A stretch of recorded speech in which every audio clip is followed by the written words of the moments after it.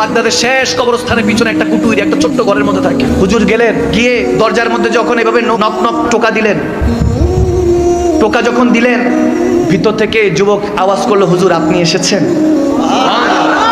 আপনি এসেছেন। তখন বলে, হুজুর দরজা খোলা আছে, আসেন।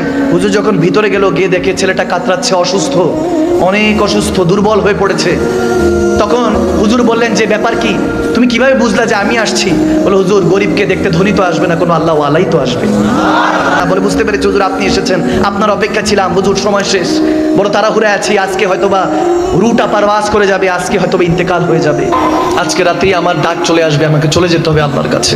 সে বলতে, হুজুর 3টা দিরহাম বের করে, যে 3টা দিরহাম নেন, এটা দিয়ে আমার জানাজা পড়াবেন আগামীকালকে ফজরের পরে এসে, দাফন কাফনের ব্যবস্থা করবেন। তারপরে একটা রিং ছিল, আংটি অনেক দামি, খুলে দিল।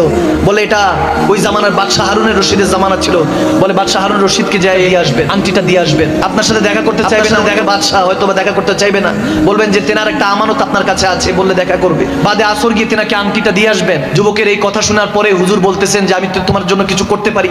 ওই বুজুর্গ আল্লাহ ওয়ালা বলছেন, তোমার জন্য কিছু করতে পারি? বলে, হুজুর হ্যাঁ করতে পারেন, আমাকে একটু নিরিবিলি সময় দেন, তওবা করে আল্লাহর কাছে যেতে চাই। তওবাতুন নাসুহা ওয়া তাওবাতুন ক্বাবলাল মাউত। যুবক এখনো তওবার রাস্তাটা খোলা আছে।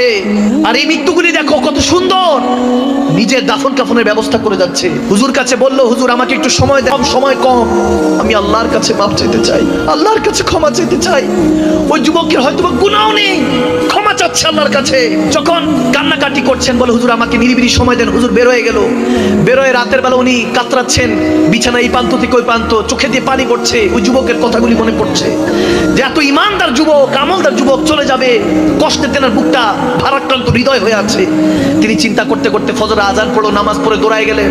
দৌড়ায় গিয়ে যখন ওই যুবকের বাসার মধ্যে, ঘরের মধ্যে দরজাটার মধ্যে হাত রাখলেন, দেখে যে দরজাটা খোলা, অটোমেটিক খুলে গেল। একটা সুঘ্রাণ, একটা সুগন্ধি ইস্তেকবাল জানাচ্ছে, ওয়েলকাম জানাচ্ছে হুজুরকে। সুবহানাল্লাহ। एक खुशबू आती थी और मैं भटकता जाता था, रेशमी हवा थी और मैं तकता जाता था, जब तेरी गली आया सच तभी नजर आया, मुझ में ही वो खुशबू थी जो तुमने दिलवाया। সুবহানাল্লাহ। আল্লাহ ওয়ালা ওই হুজুরের কাছাকাছি গিয়ে বলতেছেন, দেখতেছেন ওই খুশবুটা এত নুরানি। বলতেছেন ওই যুবকের কাছে গেলাম, চেহারা থেকে পর্দাটা সরালাম, চাদরটা সরিয়ে দেখে এত নুরানি হয়ে আছে, মনে হয় কাকে জানি দেখতে দেখতে দুনিয়া থেকে চলে গিয়েছে, মনে হয় কে জানি এসে সে যুবককে নিয়ে গিয়েছে, যার প্রেমিক ছিল মনে হয় তিনি এসেছিল। এখন চিন্তা করতেছেন ওই যুবককে দাফন কাফনের ব্যবস্থা করতে হবে। এখন কয়েকজনকে নিয়ে তো তিনি এসেছিলেন, দেখে যে 4-5 জনকে নিয়ে এসেছিলেন, কিন্তু কোথা থেকে জানি হাজারো মানুষ সেই জানাজা উপস্থিত হয়ে গেল। এখন আসার পরে ওই হুজুর বলতেছেন, জানাজা দেওয়ার পরে চোখের পানি ছেড়ে দোয়া করে